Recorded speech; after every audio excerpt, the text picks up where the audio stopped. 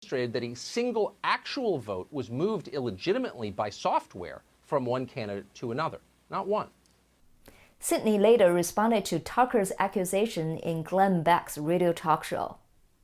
How do you respond to Tucker Carlson? Did you get angry with the show because they texted you and asked you to please provide evidence of what you're alleging? No, I didn't get angry with the request to provide evidence. In fact, I sent an affidavit to Tucker that I had not even attached to a pleading yet to help him understand the situation. And I offered him another witness who could explain the mathematics and statistical evidence far better than I can. I'm not really a numbers person. But he was very insulting, demanding, and rude, and I told him not to contact me again in those terms. It's worth noting that in an interview with Steve Bannon, radio talk show host John Federicks explained why Sidney Powell hasn't made these concrete evidence public. Here's what he said. I went and visited with Sidney Powell for several days. I went and reviewed her evidence in detail. I said to him, did you look at it, and is there something there? And he said to me, the election is going to get overturned by the Supreme Court based on what I saw in details. He said, she has evidence that is going to shock the country. That's what Lynn Wood said. These are, Steve, these are credible lawyers. I mean, this guy just defended Sandman and won a bunch of money from the Washington Post. He's defended Richard Jewell. Sidney Powell, I know for a decade she's been coming on my show. She went on my show when nobody else would touch her. These are legit attorneys. They say they have something. And look, I said, can you share some of it? And he said, I'm not going to let Sidney or myself or anybody litigate this in the court of fake news public opinion, where it's going to get torn to shreds. He said, this is a legal case. It's going to go in front of judges. And he said, when this is all said and done, America is going to be shocked. The people that voted for Joe Biden, he said, are going to be sick over what they see that's happened. So that's where we are today. But just yesterday, when Powell was interviewed by Glenn Beck, she announced that she will put those documents online and provide them to people like him. Well, we will start putting documents online and sending them to people like you as soon as we possibly can. I would hope that we could start that by this weekend. I mean, we've just been taking in information, not just through a fire hose. I mean, it started through a fire hose and then it became a tsunami. And some people, of course, don't want their names disclosed. They have all kinds of fears. We have people around the country with security now that they've never had before just because they dared to tell the truth. You might look at the fact that both Dominion offices have shut down and moved all of a sudden in Toronto, where they shared office space with a Soros entity, and also in Denver, all of a sudden they just shuttered and moved. Their employees have been taking their name off LinkedIn and eliminating any affiliation with either company. There are over 100 of those that have happened. I mean, we've unearthed a global criminal conspiracy that is just mind-blowing, and we've only scratched a tip of the iceberg. We don't know how many of these documents Attorney Powell will make public, but I think if indeed the raw data from the Frankfurt servers showed votes were being switched, this case will become rock solid. The mainstream media will have a much harder time to spin the facts, which means this case will not be litigated in their court of distorted public opinion and censorship before it goes to the court. Sidney Powell told Mr. Beck when and how these documents will be presented to the public. If half or 25% of what you guys said yesterday turns out to be true, this is the biggest crime in American history. And you don't put that together in 2 weeks. Do you have time to make this? In the world. Yeah, in history. Yep. Do you have time to do this?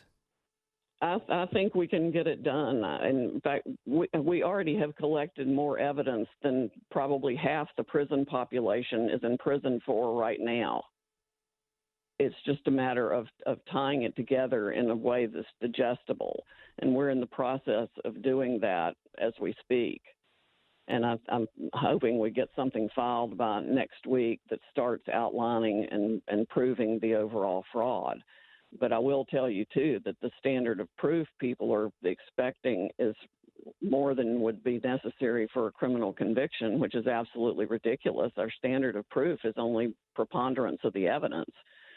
And on top of that, the mountain of evidence we have to deal with is huge. And we've got, of course, all the media interest against us, all the global interest against us, all the social media companies against us, because they're all owned and controlled by foreign money. There are trillions of dollars of wealth and corruption at issue against our little team in this effort. Every despot, every tyrant around the world who has been elected by this system, I'm sure is putting all his or her resources and connections and everything else against us. We've had technology issues. We know that our people are blowing up my phone all the time. Everybody out there on the wrong side of truth and justice is attacking us in one form or another. Despite the evidence, some political pundits believe the election is already stolen. It is a done deal. I spoke with David Kamioner, a former member of the U.S. Army Intelligence, who is now the contributing editor of LifeZ. I asked him what he thought about the statement by the Trump campaign member that the raw data showed the votes were switched from one candidate to another. This is what he said.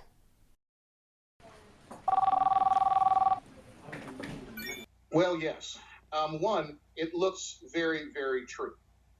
It seems, and if we especially look at Pennsylvania and other places, there was definitely corruption going on, both at the technical and the personal level. But the bigger question is the timing. Is this enough to overturn the certifications that are going on at the state level for the presidential election? And I don't think it is. I think we're going to have to look at this, both at the Republican Party, its conservatives, and as the country at large, as a stolen election that they stole successfully. They got away with it. So to me, the message is next time in 22 and in 24, we have to steal it back. Now, I'm not advocating legal methods or anything of that measure, but what we have to do is be smarter than they are on the tactical level and be proactive as opposed to reactive. What do you mean it's too late? I mean, if this is a stolen election, shouldn't the court take care of it? The court should. But what happens in politics usually is not what should, is what is. And what we're seeing here yesterday, Georgia certified. The other states before the Electoral College meets in December will certify. The only way, and I'm not even sure this is a constitutional remedy, for it to be decertified and either to do another election or to literally give Trump back votes would be perhaps through the Supreme Court. And I don't believe the Supreme Court is going to do this. Again, I think they have successfully stolen an election. And it's sad as heck. It's horrible, but it's not like it hasn't happened before. In 1960, Richard Nixon was elected president. John Kennedy stole the election. Nixon knew it, didn't want to put the country through the trauma, and conceded. And I think that's what the president, by what he's doing right now in executive branch appointments that are going to last into the Biden administration, and also by other moves to try to safeguard his legacy, is doing it. I think we Republicans, conservatives, and sadly Americans as a whole have got to move on. We've got to look at Georgia, where control of the Senate is.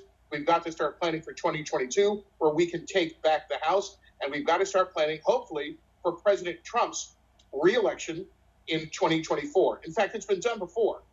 Grover Cleveland was the 22nd and the 24th president. He was elected, not re-elected, and then elected again. I think, hopefully, 2020, that would be 2025, we'll be administering the oath again to President Trump. But right now, for all intents and purposes, though it's wrong, though it's immoral, though it's illegal, I think in the reality, and politics deals in reality, not what should be, but what is, Joe Biden will be inaugurated president.